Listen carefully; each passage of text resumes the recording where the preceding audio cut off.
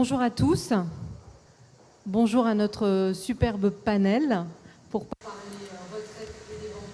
Bonjour à Vivi. So hello to everybody. So here we are to talk about the retirement. So we'll be talking about retirement and dependency, a model to be rethought.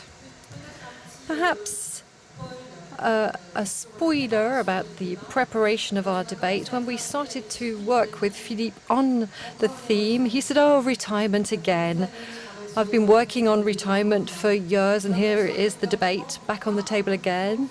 So we've heard that the government is sitting a little bit higher, and the debates are now more in phase with, current topics today, current affairs. So very quickly, let me go through the names of the speakers.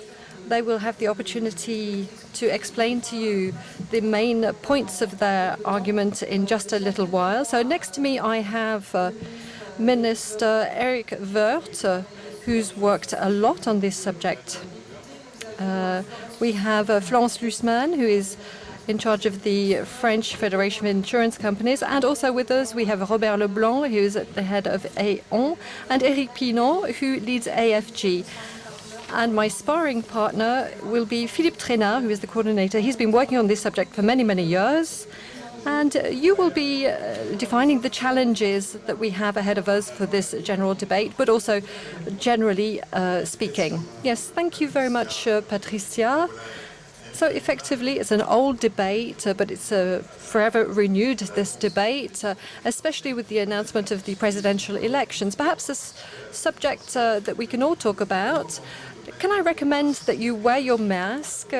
This is imperative. The Indian variant is among us. And of course, like any risk, it's a risk that we didn't think would be would exist, but we don't want it to lead into a fourth wave. So retirement and dependency, these are subjects that we're hearing about in all advanced economies, especially in France, but not just in France. In France, there were reforms being discussed just before COVID hit.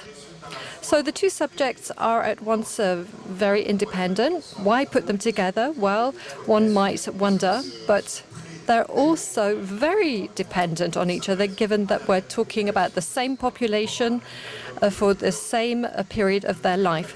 Now, with the financial crisis and then the health crisis and their consequences, we need to wonder about the balance between these subjects, until they become unbearable, and we need to act. So the balance of the retirement is mainly mechanical. The duration of our life is something that cannot be decreed by law. Now, the structure of the population is also an item of data.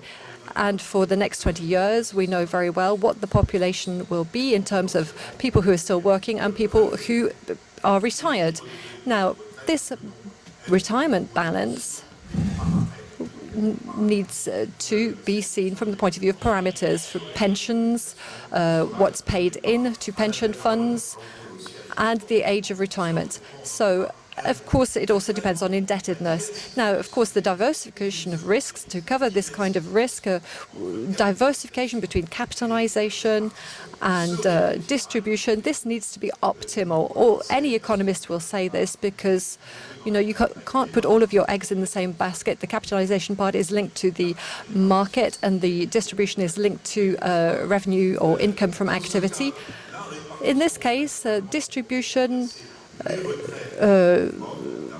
will help us with a minimum retirement or a minimum pension. But of course, then there is redistribution that has to be in line with redistribution. And it will depend on the minimum pension and depend on each person's effort. Now, with an ideal regime, which cannot really be envisaged in France, given the weight that we want to give to optimums, we've got to make systematic choices. If we go back to Vichy, we were in favor of redistribution, which made capitalization difficult, but not impossible, especially in the short term. So in these conditions, obviously, the philosophy of distribution has to guide us, but we need to wonder how it can be born. I think we've really got to assert that it can only be born if it is based on a fair share of fortunes between those who are still in employment and the financiers, and those who are inactive, who are the beneficiaries of retirement pensions, given that indebtedness is not the right path to follow. As we've seen with the COVID crisis, it relates to the capacity of the economy to absorb shocks. This is what we did with COVID. This is what we did with the financial crisis. So we've got to have a distribution system that's based on a balance, a financial balance, with a parallel evolution of the purchasing capacity of those who are still working and those who are retired. So this should exclude increases in charges paid without a drop in services for pension purposes, and it should impose a share and ensure that people, when they leave to retire, at least 1/3 should be covered by an extension in the duration of active life, and which means that we need to push back the age of retirement. But wouldn't it be better to put into practice all of these theoretical ideas? Now, independence should operate according to a similar principle: capitalisation in the case of dependence insurance, and then redistribution playing the role of solidarity as part of the focus on autonomy that needs to be rethought so that we can prioritize great dependency, which is the real disaster which really weighs down on our shoulders as we age. So with compensation for the greatest, for the people who are the most dependent, those who suffer from Alzheimer's, for example, this is where we need to be more generous than we are today.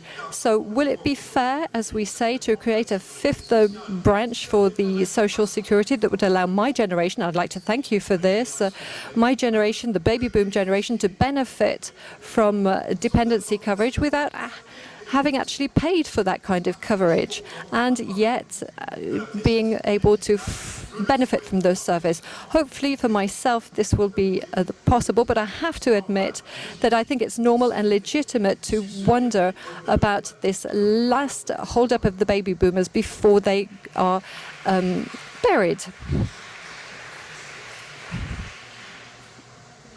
Thank you very much, Philippe. Thank you for your introduction. So we heard about, this tradition of the retirement systems based on distribution in France, but there's also the debate about capitalisation.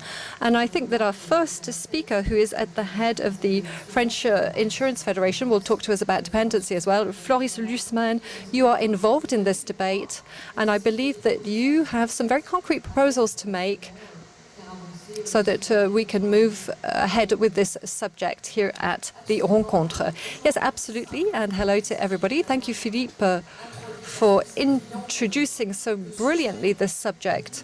So for us as insurance companies, aging is the major challenge of our societies today. Perhaps just behind the climate challenge, but very close to that anyway. So just an INSEE figure.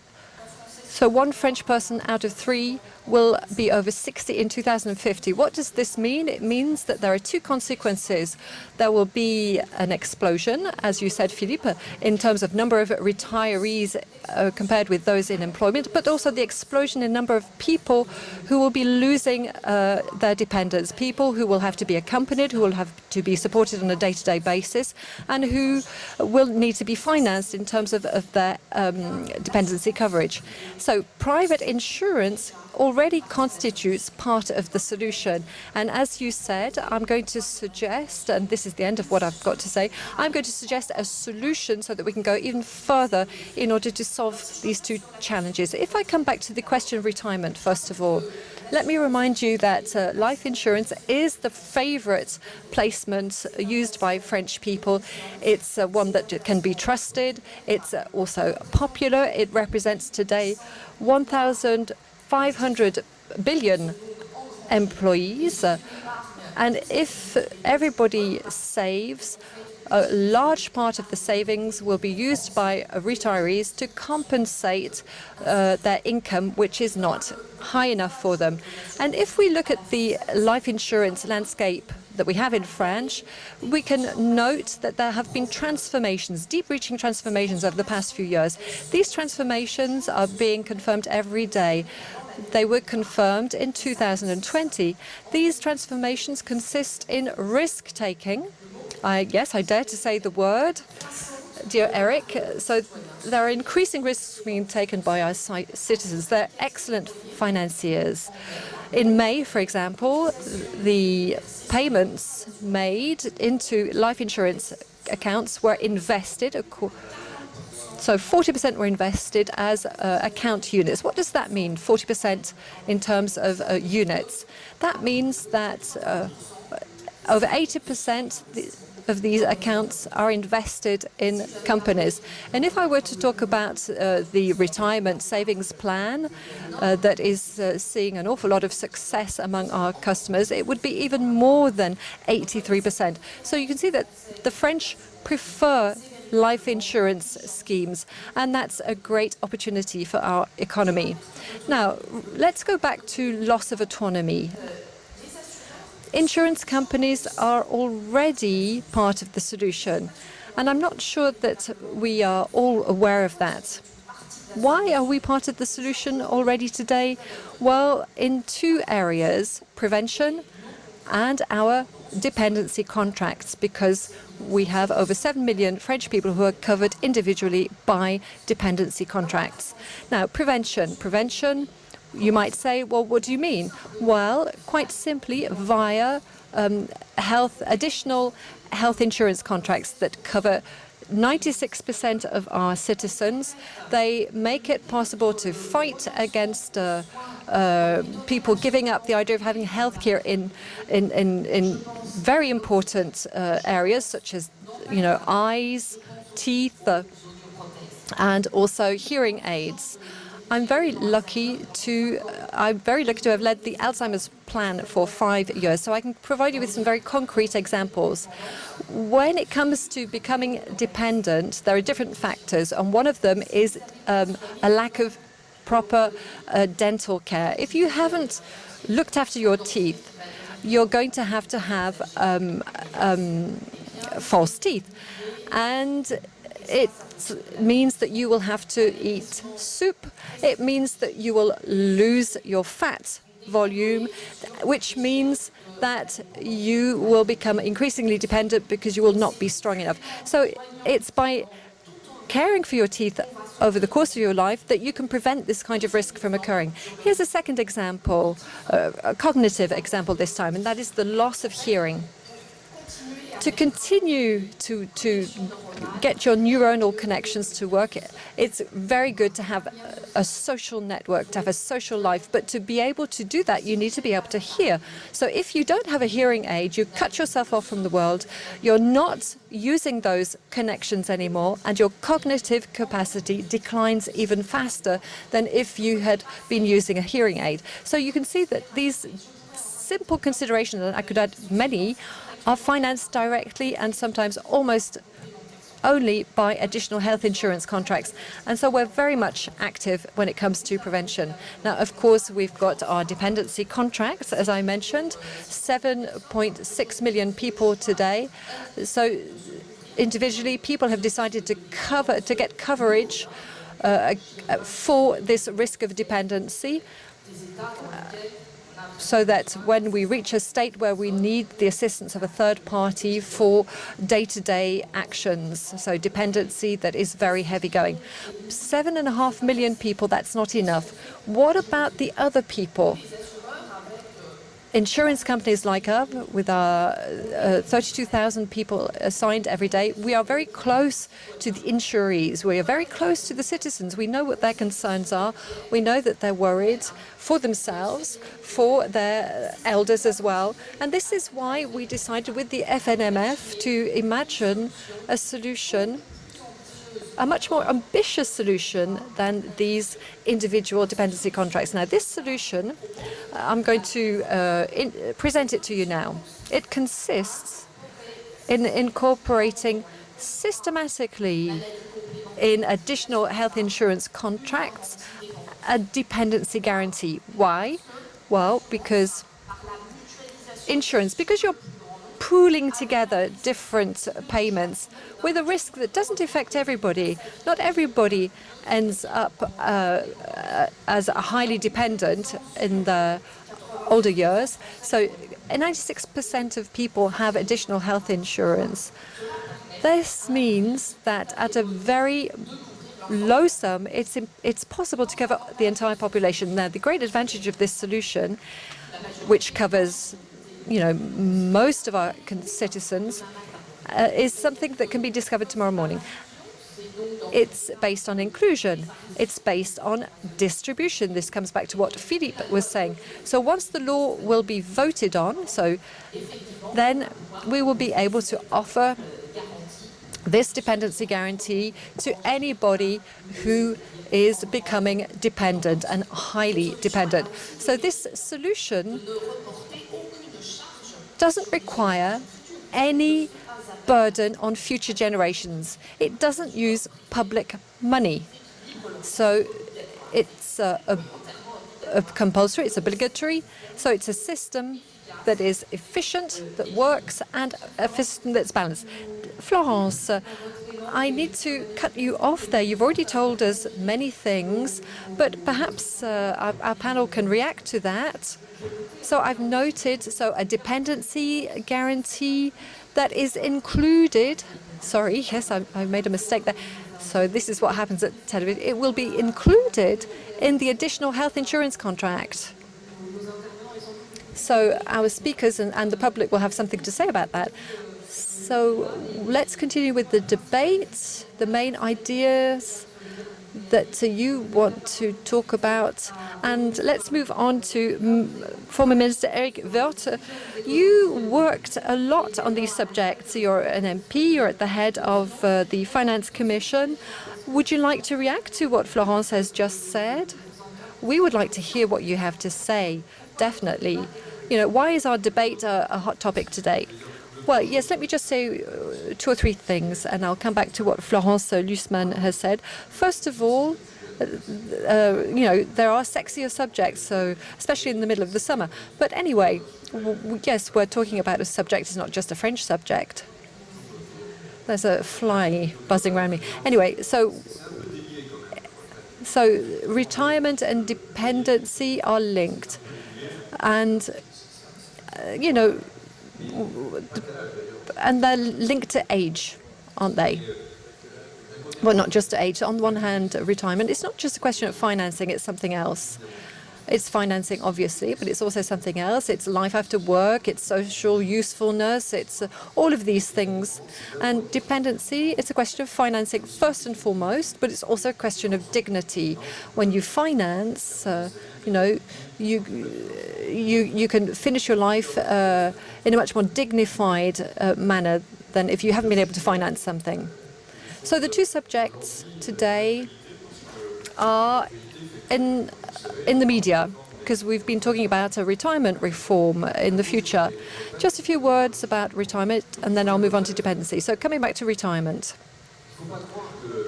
we mustn't believe that accumulating reforms means that the previous reforms were not well set up. I was involved in reform reviews, and what I can say is that the retirement system, reflects the life of a country, the unemployment rate, many things, the demographics of the country. There are many things that we don't plan ahead for. So it's something that has to be adapted constantly, the retirement system. There was the 2010 reform, and it lasted 10 years. In 10 years' time, obviously this system had to be reviewed in order to be balanced. And this was the case. And then, of course, you need to ask other questions, questions that were not asked 10 years ago about jobs that are changing. The payments are not the same. The way people live is not the same. The link with jobs that are hard to do is not the same. So every 10 years we have a reform in order to readjust the retirement system. This seems to me normal. So I think we've got to take the political aspect out of that. We don't want to have a crisis on a consensual subject like this. We'll be staying with a distribution system. There will be perhaps a capitalisation part to it. But I don't think that we can systematically have a crisis about this subject that has to be based on a consensus. There needs to be a certain number of automatic components. Age, for example, life expectancy. These things can lead to a debate so that we can readjust the retirement system. But let me just close the parentheses. So we're talking about a retirement reform today. So if the President of the Republic considers that it's right to take that risk, well, I can say, well, let's do it. There's no time to lose. At the end of the day, we've already wasted a lot of time.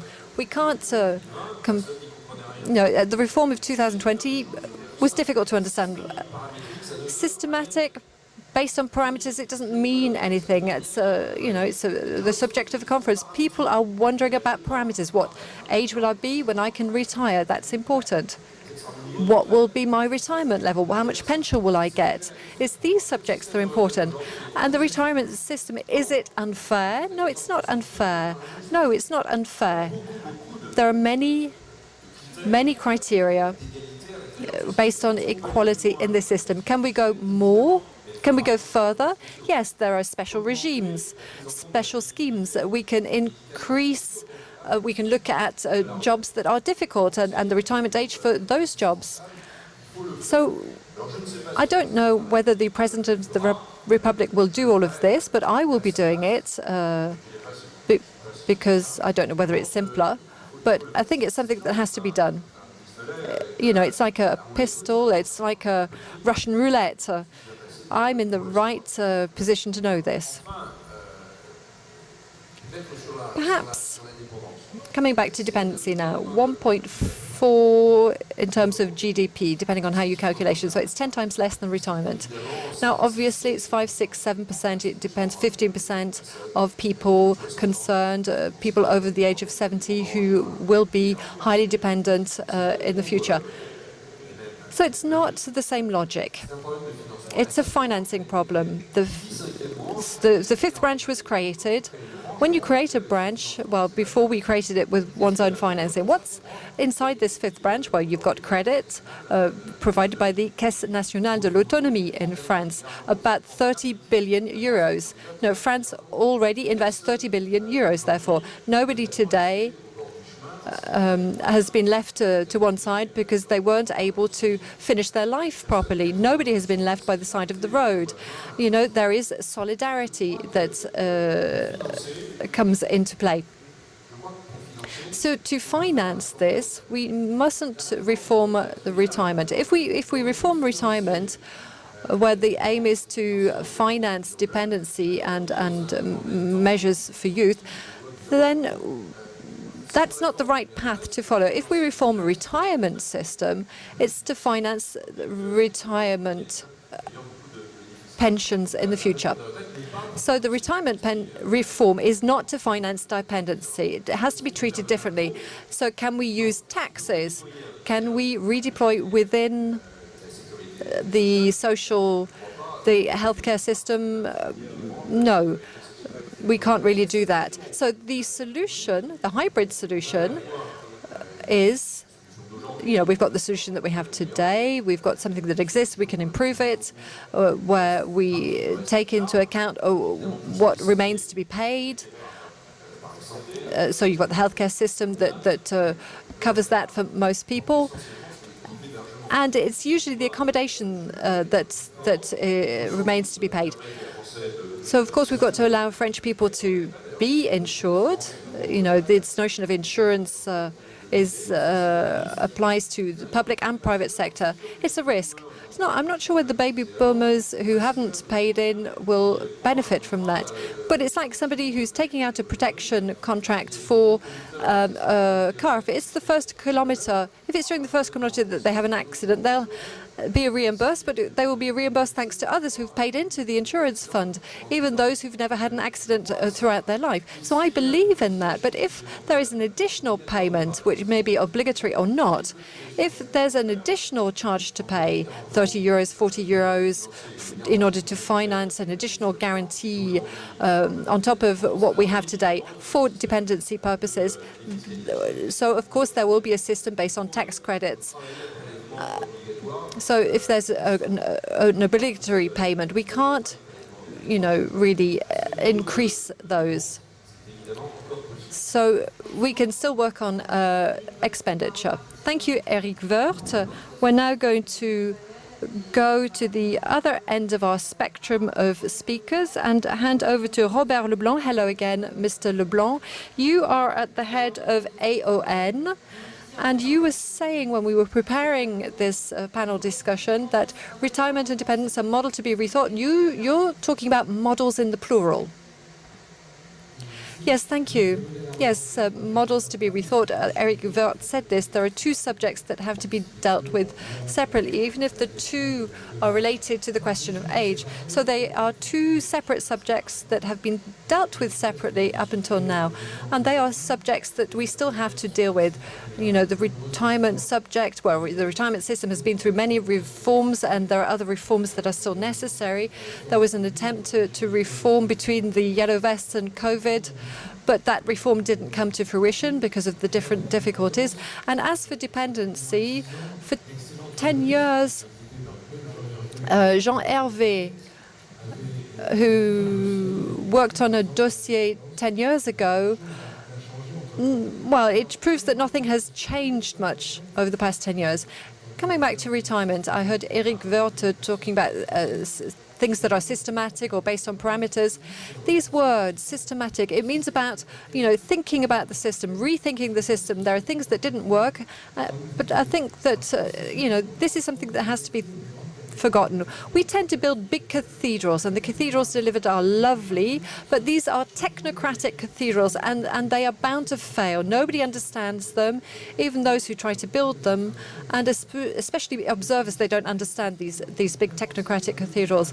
So we want some kind of a system that is equal, but the system we have is not based necessarily on equality, but it does exist.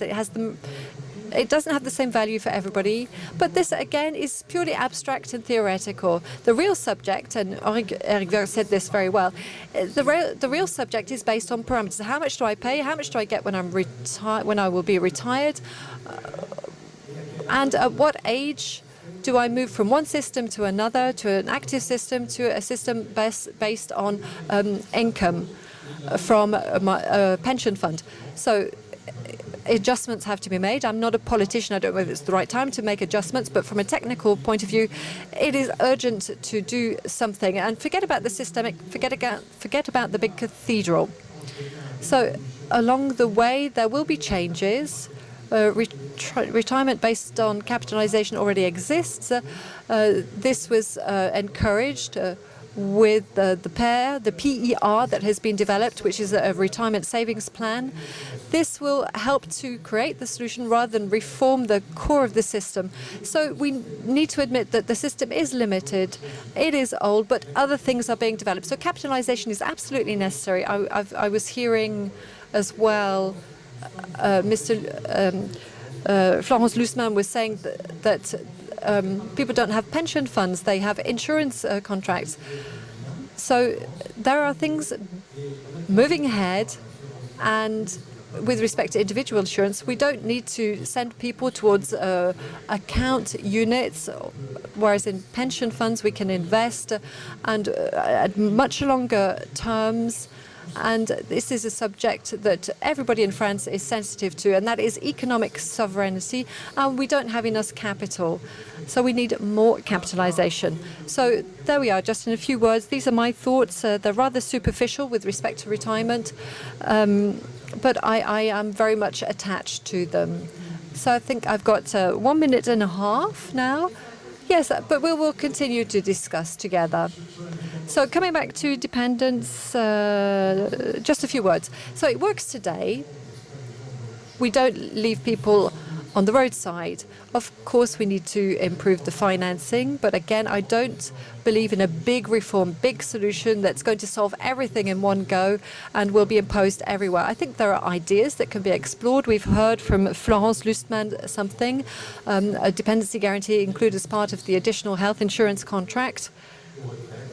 There are different articles, Article 83 with the clauses, but perhaps an income can be doubled in case of dependency. There's Article 39.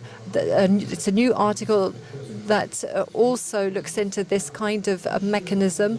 There are different ways that we can contribute to helping the situation when people are dependent and highly dependent, rather than just having a reform. So managing costs, that's also very important. The bylaw that we've heard about, the bill that we've heard about, we need to use our common sense. When we look at families, it's better to keep people at home rather than to send them to nursing homes. Now, the thinking about the cost of dependency is also something that's very important, alongside the resources needed to finance this dependency. So there is help that can be provided in the home that can replace the idea of sending people to the nursing home. So perhaps a little explanation, Robert, about Article 23 and Article 39. I'm sure that you're all experts on the subject, but if I had a quiz that I had to answer now, I wouldn't know how to explain those articles. Yes, sorry, I referred to codes, Articles 23. They are contracts that each person individually, rather than companies, take out. It's a kind of a free system. So basically, you know what you put in the pot, and then you see what happens in terms of yield later. Article 39 is the opposite. You define a future service, and what you pay depends on what year it is. So Eric Pinot, thank you for your patience, President of the French Association for Financial Management.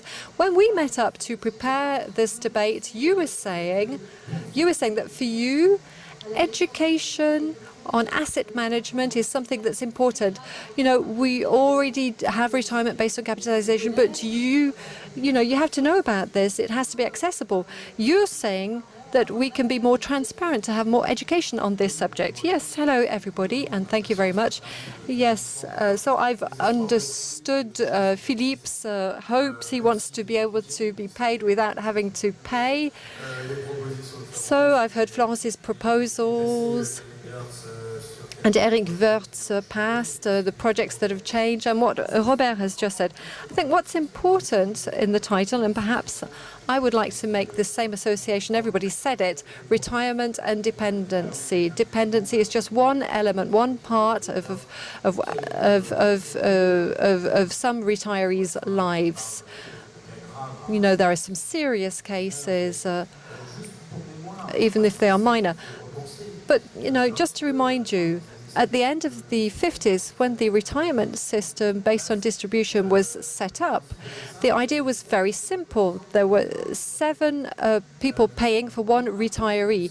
Today, it's 1.7 for one retiree. So, of course, you don't have to be a bookkeeper to understand that there's a bit of a gap in terms of what we have in the pot. And then there's a second figure that's very important. We've got an expectancy on retirement that is below 10 years. It's 7 years. That was in the past, but now it's 24 years. So we continue to live to a grand old age, and hopefully in good health. So these two gaps mean that we have to educate people. We have to tell them about these figures and explain them, and we'll come back to this in the debate. So we need to think about the state's contribution as well when we think about these figures. At the end of the Second World War, we had the famous 30 glorious years in France, and there were three subjects. People were told, don't worry, everything's going to be okay. In other words, education, basic education. I'm not talking about financial education, health and retirement. There are going to be no problems, but that's no longer possible. Now, Florence is suggesting a number of modifications in terms of private coverage or collective coverage even when it comes to dependency. But in the case of health, this was brought up. The social security system has had problems. In 2015, all of the health system contracts, the health insurance contracts were obligatory for all companies. This is no longer compatible with our life. You've got to take into account the age pyramid. We take into account baby boomers already. We can see that they're very healthy. Philippe says that he's, the eldest among us. But, being 70, 75, 80 doesn't mean that you're in bad health. You're generally in good health at those ages today. People who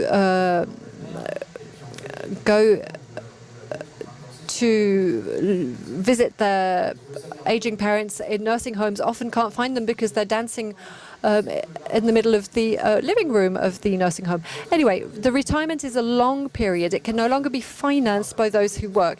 And I just wanted to remind you of a basic principle that mustn't be forgotten.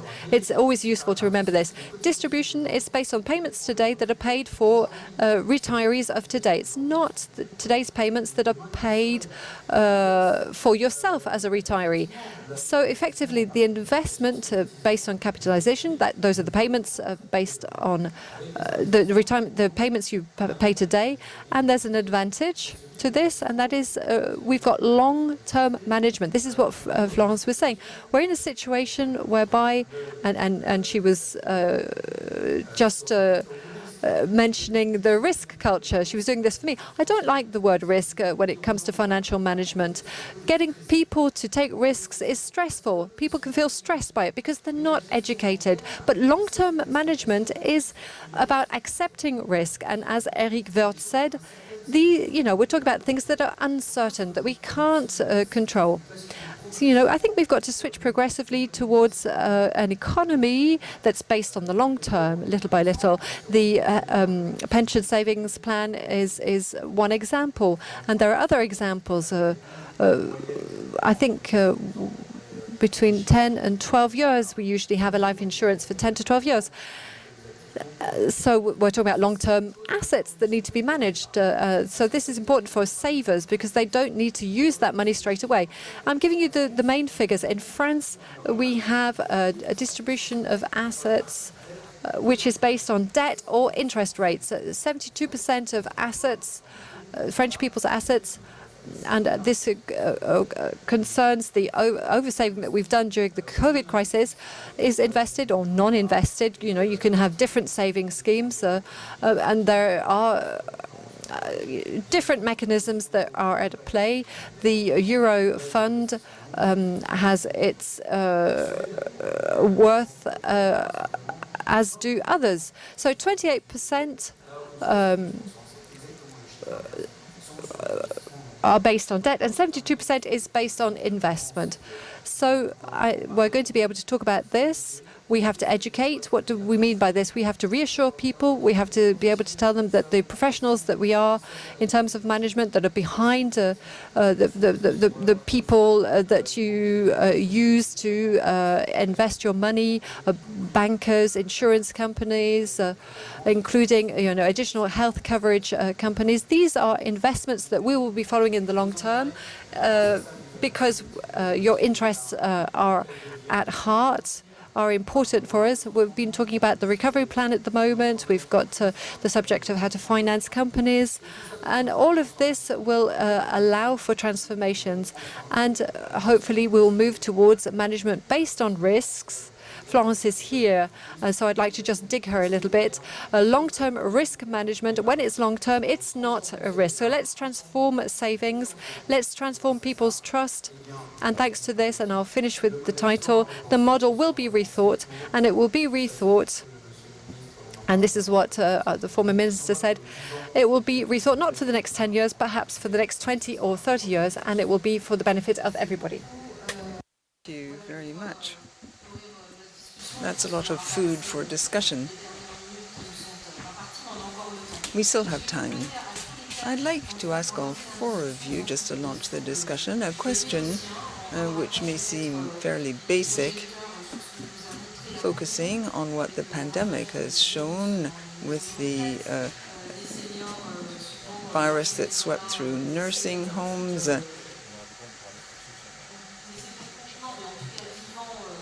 These people who lived in old people's homes, and they experienced dependency from a different angle. Retirement.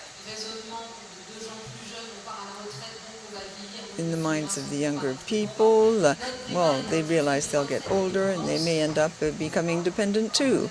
So the title of our discussion is Retirement and Dependency. Why, as Eric Worth was saying earlier on, and as you have said, why link retirement and dependency so much? There's a draft prepared by Mrs. Bourguignon. She's proposing it to Jean Castex and Emmanuel Macron quite soon. It's the contrary to what you read in the government paper. Retirement, dependency, a big project for young people. And according to Les Echos, what you save on retirement would make it possible to invest more in dependency. So is the government totally mistaken? If you listen to you, one would think that it is. I believe that people are trying to do scaremongering. People who are extremely dependent, fortunately, are only a minority of retirees. So let's not make people believe that they're going to end up in a wheelchair and they'll need someone to push it. I say this in a very humble way because there are people in my family who have been affected. I think you have to be very careful about what you say. And as Eric has said, one should not necessarily finance the other. That's not the purpose. But retirement and humanity, a very humane attitude, are closely linked. Yes, everything is linked in someone's life from beginning to end. Retirement reflects your professional activity. Your pension reflects what you've done in your working life. If you have a small pension, it means you've contributed very little while you were working. Dependency is a risk. We all know for certain we'll get old, but there's an additional risk, i.e. we might become dependent. But it's not the same thing. Everyone's going to get old, but not everyone will become dependent. Perhaps this is the least optimistic session in this version of the rencontre économique. In terms of dependency, I think we have to think more about social benefits and insurance. It's not a question of retirement per se. Of course, they can be linked because it is a question of age, after all. But if they're linked in a future reform, if retirement is modified with a view to financing dependency, I think that would be a mistake. I don't know what the government is thinking about. I haven't seen the paper. I hope they aren't establishing this link. Otherwise, the retirement system will not be properly financed, and also the dependency system will be very weak and not very effective. So there are two real issues. They're different issues, and you shouldn't think about them in the same way. They're not the same thing. It's a question of human dignity in both cases, of course, but the response shouldn't be the same. I think a hybrid solution, hybrid things are very fashionable. A hybrid solution would be good. In France, you have a public solidarity system through imposed contributions. We may go further in terms of financing dependency, and then there's an additional guarantee. For example, tax credits to invest the money in one's future retirement. I think there's something we haven't spelt out here. I think there are two issues when we talk about retirement and dependency. There's a financial issue, and we've beaten about the bush, perhaps. In terms of dependency, above all for dependent people, there is one topic which is almost as important, and it comes just after financing. It's daily care. Of course, we have to be able to finance services, but you have to be able to find these services. And there again, whose job is it? It's up to the insurers. When you have a health problem on the other side of the world, you don't call up the health insurance system, you call your insurers. And it's like a Swiss clock. They'll fly you back home or cover the cost of treatment in that third country until you're fit to travel again. And that's exactly what we need in order to meet the demand of French people who want to grow old at home. And it's not a problem linked to COVID, of course. What happened in nursing homes is very serious from an ethical stance. It's reinforced this demand. But there's Alzheimer, for example. A lot of people and families want to be able to stay at home. But having said this, it must be made possible. There have to be professionals to help people stay at home. You have to organize the various benefits and care. You have to guarantee a minimum quality. There are 4 million daily heroes we never talk about. And there are people who care for the elderly, be there an epidemic or not. There are a lot of women who are these assistants. They need psychological support. They need help. They need to be able to take a break. They do wonderful work. We don't even know how many they are. There are between 7 and 17 billion in benefits and care provided. And of course, we have to keep a financial balance. We need to have professionals who are responsible. If you're totally dependent, you must have a professional to come and wash you and so on. Eric Vert, I think you wanted to react to what Florence was saying. Obviously, you're deeply involved in these matters. Florence has made a proposal. Insurers, financial management entities are real stakeholders, or should be stakeholders, in creating financing for this dependency. Is that your message today? And does the government hear your message? I don't really have a message to give the government, but if you had to build a solution to the problem, do you think the solutions you're offering will be heard? Well, I think you have to put together all sorts of different solutions and solutions in the field. Let me give you an example of a solution which we implemented in a big French company with a large number of employees. They wanted their Provident contract to have different options instead of having a standard system for everyone. And one of the options, which employees are very keen on, is help for caregivers. There's a lot of informal support and aid, but how can you support this aid? Enabling people who are wage earners to have coverage which will cover them and enable them also to help the elderly and their family. I don't have any reform to suggest. I think you have to put together a whole series of solutions. You have to assemble them together, and we'll see what happens. I think that's one good way of proceeding, amongst others, assembling and putting together different solutions. I think all the governments, be they Eric Worth's government or perhaps governments in the future, I think governments have understood that the model has changed. Let's take the example of what happened with the PACTA law. We talked about this with the PER, which is a huge success, as Robert was saying. we refused, when I say we, the politicians at the time, we refused the famous pension funds because in France we had the impression they were set aside for the rich and did not enable poor people to protect themselves. That's not the case. Well, I don't think is the case at all. Look at the distribution of life insurance holders, because French people love it. All French people, whatever their income, tend to save. 145 billion in additional savings since March 2020. And some of this money was set aside for life insurance. So I think governments have understood this. The model is changing.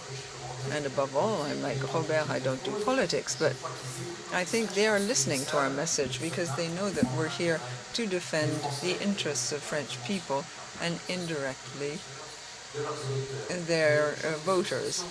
If we don't tackle the matter, there will be a major problem. The model has changed. The pyramid of age has changed. People live longer, so everyone has to take all these points into consideration. Yes, there's a problem of education. Should we start at primary school or in college? I think if you give pocket money to a child, you should explain that this will help him to pay for certain personal expenditures. I have 5 children, and I know what I'm talking about, but some is also for dependency. Eric Vert, I think you wanted to react. And I'd just like to make a comment or put a question. When Eric Pinon said, well, it's already changed, when we were preparing this debate, you gave us the example of Spain when it comes to dependency and retirement.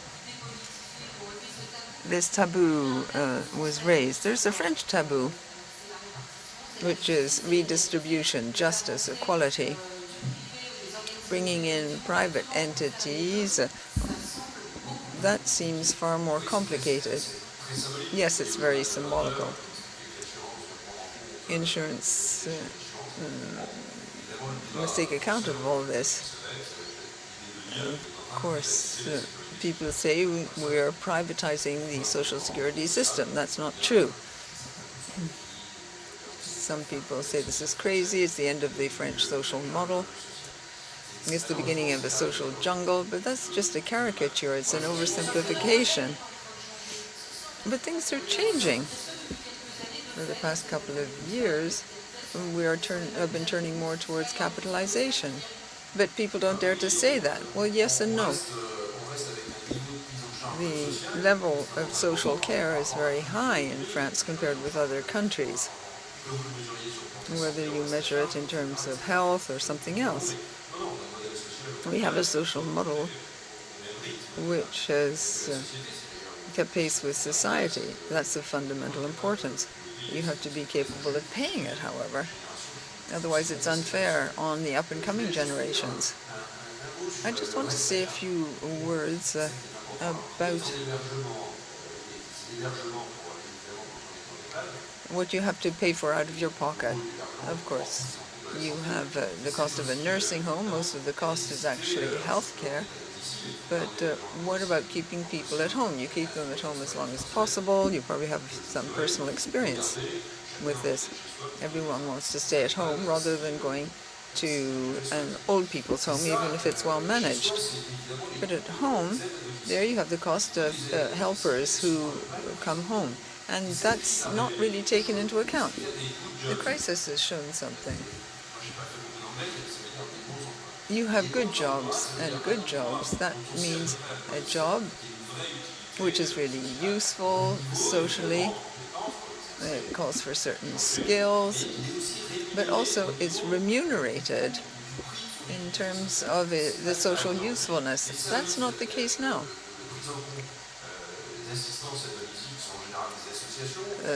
Often associations that provide home care. The departmental council sometimes pays for something, but the costs are very different. The hourly cost or price differs from one department to another. It may be 16 euros an hour in one place and 10 in another. So, financially speaking, this can never cover the number of hours desired by the dependent person. The number of hours is simply not sufficient. And if the person can't pay, what do you do? And that's what we need to work on. We should properly pay people who go to work for old people at home, and we need to enable people to cover this care at home. Obviously, we have to continue to give thought to the wider system with additional guarantees and a tax system that will take all this into account. On a like-for-like basis, we have obligatory payments into the social system, and this needs to be topped up, otherwise we'll miss out on the real issue.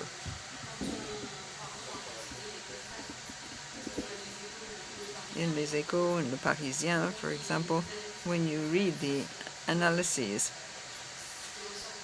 of the situation and the bill on dependency and solidarity and future generations, the leading idea is to create care at home, 22 euros an hour, and in this draft there's this obligatory basis based on national solidarity, and then there would be an optional layer or an additional layer of super coverage with 3 different levels. That's what's said by those who are preparing this bill.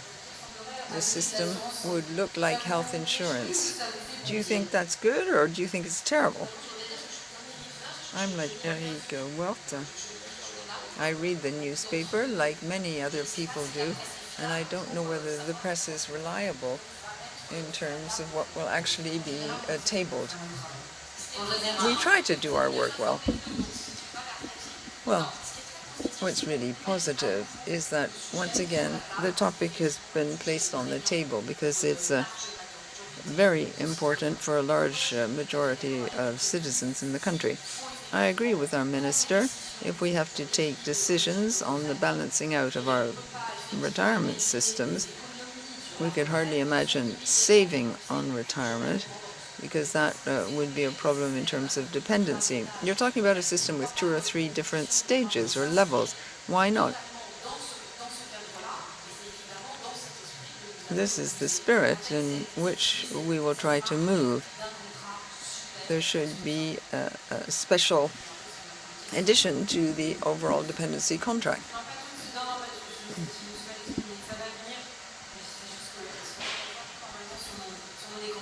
I get questions on my screen, but I'll give you the floor later. One last fairly general question before we turn to you, and we thank you for your attention and your patience. It's what everyone mentioned at the beginning in terms of the usefulness or the suitability of relaunching, retabling the reform on retirement. There's the question of political timing. What's your reaction? If you ask people, well, you said that earlier on, you talked about age. Should we simplify things? Allow people to retire at an older age only? The social partners, all those who were in favor of this reform, even within the government, have said, is it really the right time to forge ahead? Do you think that we've waited for so long that we need to forge ahead right away, whatever the political deadlines, or do you think that people will get their backs up and the social situation will worsen, and hence we should just clench our teeth?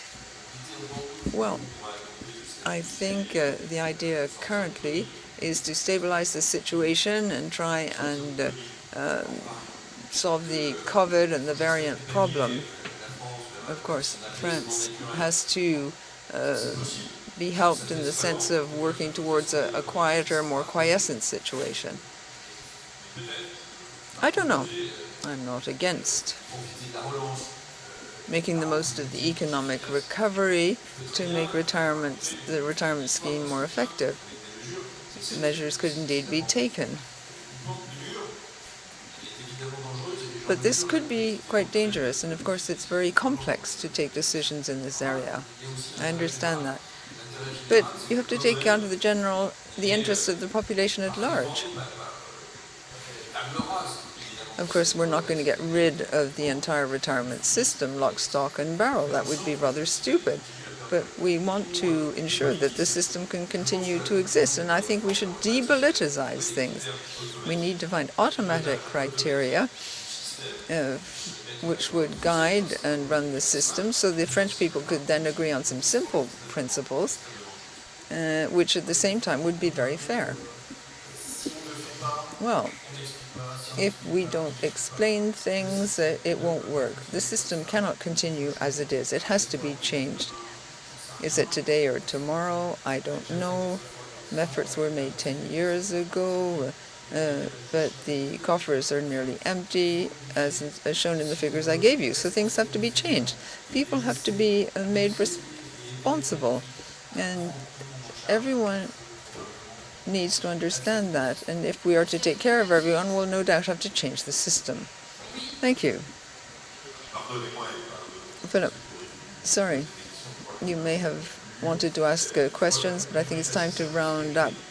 I think not everyone agrees. There are different viewpoints, which are perhaps more complementary than one might think. Of course, we do have to reform. That is something people agree on.